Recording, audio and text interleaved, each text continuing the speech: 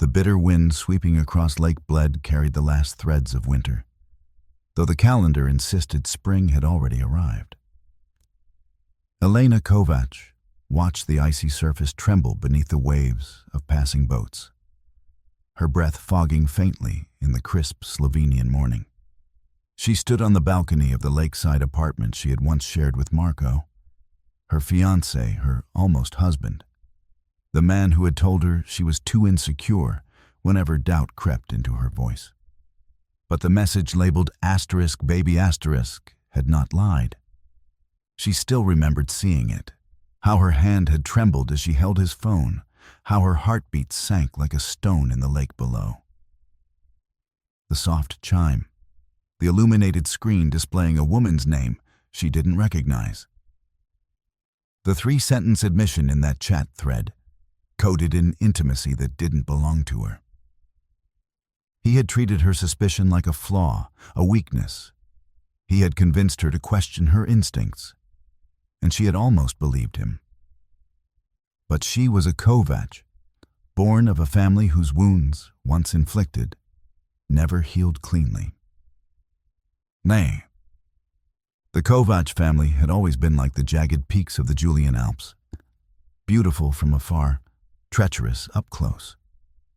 Elena's father, Davor, ran the family winery in Goriška Brda, a sprawling estate her grandfather built with his bare hands after fleeing post-war devastation. Her mother, Maria, had died when Elena was 12, leaving behind silence and secrets.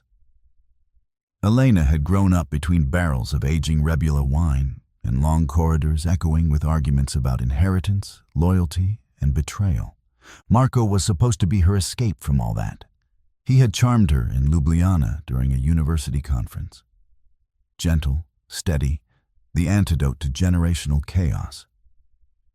He'd taught her to trust again, to breathe again, to imagine a future not shaped by the bruising legacy of her family.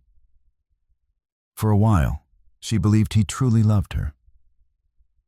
But betrayal, she learned, has a familiar scent.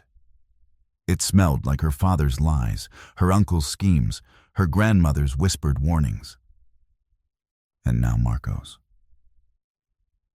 Elena returned to the apartment that afternoon, her fingers cold as she unlocked the door. Inside, the place smelled faintly of pine and something floral, leftover traces of the perfume she had once worn for him. She stepped in quietly, though she wasn't sure why. Habits lingered like ghosts. Marco was in the kitchen, sleeves rolled up, chopping parsley for dinner as though nothing around them had already died. "Elena," he greeted, not looking up. "You disappeared this morning. Work?" She set her bag down. "No." He paused, knife midair. "Is something wrong?" "You tell me." He frowned. "What's this about?" Her voice was ice. "Who's *baby*?" He blinked. His fingers tightened around the knife handle. "Are we doing this again? Elena, I thought we talked about your insecurities." "That's not an answer." Silence stretched, thick and suffocating. Finally, he set the knife down, turning toward her. "It's not what you think. It never is it?" His jaw clenched. It was a mistake. A stupid, meaningless mistake. I ended it months ago. I didn't tell you because I knew you'd overreact. The familiar words hit her like old wounds reopening. "I trusted you," she whispered. "I love you," he insisted. But the lie had already rooted itself in the space between them, suffocating every shared dream. Breaking the engagement was simple. Healing was not. Elena returned to the family estate in Goriška Brda, where spring had begun to thaw the vineyards, turning skeletal grapevines into budding green rows stretching across rolling hills. Her father was surprised to see her. His new wife, Katerina, only 7 years older than Elena, was less welcoming. In the Kovac household, emotions were treated like debts, accumulated quietly, repaid harshly. "Elena," Davor said, embracing her stiffly, "I didn't expect you." "I needed time away," she said. He studied her carefully. "Is it because of him?" She looked away. Yes." He offered sympathy in the only currency he knew: control. "Good. He was not right for you anyway. Our family needs someone stronger by your side." There it was, the true reason. In the Kovac world, relationships were political, alliances were currency, and love was a luxury none of them could afford. But Elena had changed, and she would never again let someone rewrite her reality. Days passed, then weeks. She spent mornings walking through vineyards shrouded in mist, evenings reviewing old ledgers, trying to help stabilize the winery after years of mismanagement. Her uncle Petar insisted on outdated practices. Her father refused modern investors. Her stepmother manipulated quietly from the background, subtly angling for a greater share of the estate. And beneath all of it was a secret Elena was never meant to uncover. She found it by accident while sorting through her grandfather's correspondence in the attic. A stack of letters revealing that half the land, nearly 20 hectares, legally belonged to someone else. Her mother. Or rather, to the daughter her mother had given up years before meeting Davor. A half-sister, a stranger with a rightful claim to the Kovac fortune. A woman who, according to the final letter, lived somewhere near Trieste. Elena stared at the papers, her pulse pounding. This was the kind of secret that could demolish families. It explained her father's controlling nature, her grandmother's bitterness, her mother's inexplicable sadness. Suddenly everything in her life felt connected. Marco's deception, her father's dismissiveness, the generational legacy of being told she was too emotional, too suspicious, too insecure, whenever she sensed the truth was being buried.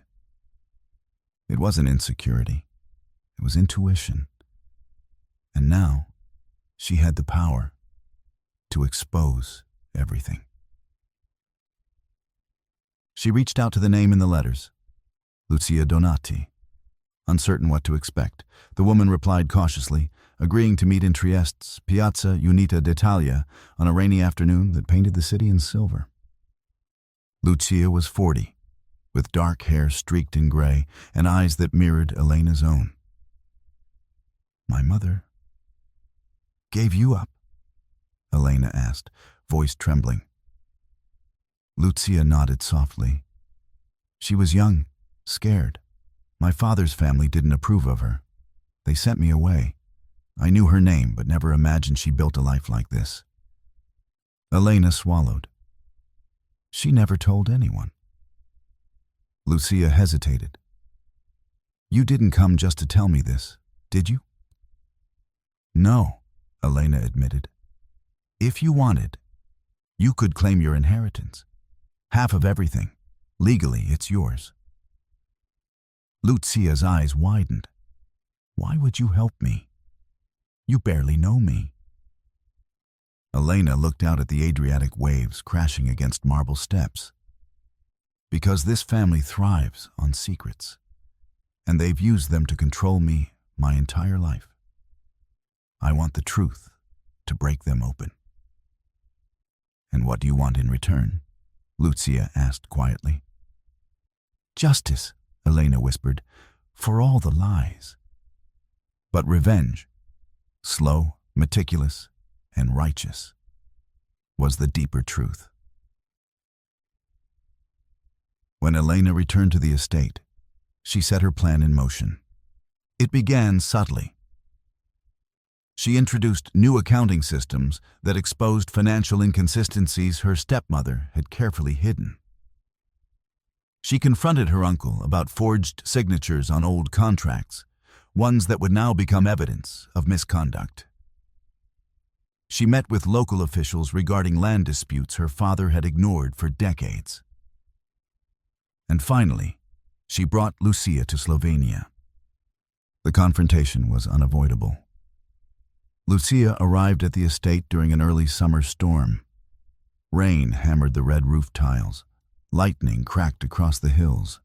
Elena gathered everyone in the dining hall, the long wooden table illuminated by flickering candles. Her father looked confused. Her stepmother suspicious. Her uncle furious before anything was even said. "Who is this?" Davor demanded. Elena took a slow breath. "Your wife's daughter." Silence fell. Lucia stepped forward. "My mother was Ivana Kovac, your wife before she met you."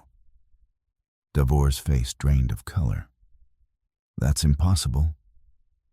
Elena dropped the letters onto the table. "These prove everything. The land deed was never transferred. Half of this estate belongs to her." Katerina's expression shifted from confusion to horror. "This can't be real. Davor, say something." But he couldn't. The truth had arrived like a storm, crashing into the foundation of every lie he'd ever built. Uncle Peter slammed his fist against the table. "You're destroying this family?" "No," Elena said calmly. "It was destroyed long before me." Thunder rumbled above them as if punctuating her words. The legal battle that followed fractured the Kovac legacy. Lucia pursued her rightful inheritance with Elena's full support. Media attention spread. Investors withdrew. The estate's public image suffered, undermining years of prestige. Davor blamed Elena for everything. But for the first time in her life, she didn't crumble under his disappointment. Because truth was not betrayal. And calling a woman insecure was not a defense.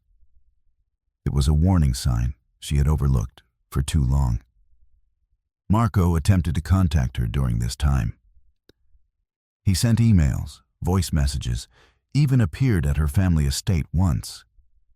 She didn't see him, but she watched from the upstairs window as he stood at the gates, soaked in rain, begging to talk. She felt nothing. Revenge wasn't about him anymore. It was about reclaiming her voice, her reality, her power. By autumn, the vineyards blazed gold beneath the sinking sun. The legal settlement forced the Kovac estate to be divided. Lucia gained ownership of more than half the land and invited Elena to join her in rebuilding it, honestly, transparently. Elena accepted. On the day she moved out of her father's home, Davor confronted her. "You've ruined everything," he said bitterly. "This family, your mother's legacy." "My mother's legacy," Elena replied, "was stolen from my sister. I only returned it." His voice cracked. "You think you've won?" "No," she said softly. "I think I finally started living." She walked away without looking back. Months later, on a crisp winter morning, snow dusted the vineyards like powdered sugar. Lucia stood beside her on the hillside, examining new planting plans for next season. "You remind me of her," Lucia said. "Our mother." Elena's eyes warmed. "I hope so."